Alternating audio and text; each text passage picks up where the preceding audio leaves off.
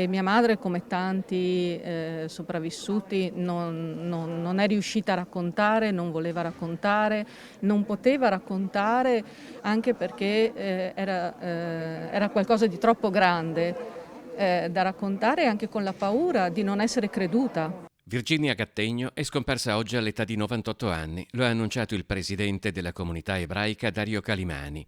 Come aveva raccontato la figlia Donatella poche settimane fa al termine di uno spettacolo tratto dalla vita della madre in occasione del giorno della memoria al Teatro La Fenice, per l'ultima deportata veneziana nel campo di concentramento di Auschwitz ancora in vita non era stato facile raccontare la sua esperienza.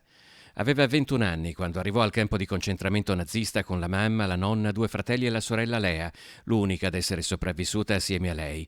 E ci sono voluti molti anni prima che iniziasse a raccontare quella terribile esperienza che poi è diventata un libro e un reading teatrale. Io e mia sorella sapevamo benissimo che era una sopravvissuta di Auschwitz, ma era qualcosa che rimaneva lì e non se ne parlava. Poi nel tempo, grazie anche a, come dire, anche degli insegnanti, a delle istituzioni insomma, illuminate che hanno poi iniziato ad interessarsi finalmente all'argomento, a parlarne, eccetera, ha iniziato una serie di interviste, di interventi nelle scuole e lì via via sempre di più.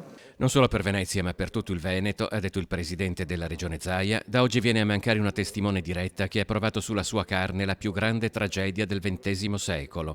Anche nel suo ricordo si fa più alto il debito d'onore di tenere sempre viva la memoria della Shoah. Cordoglio è stato espresso anche dal presidente del Consiglio regionale Roberto Ciambetti.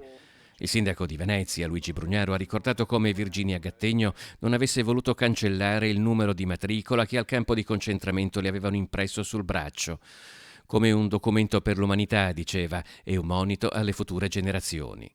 Oggi, ha concluso Brugnaro, tocca a noi raccogliere la sua eredità tenendo a mente il suo appello.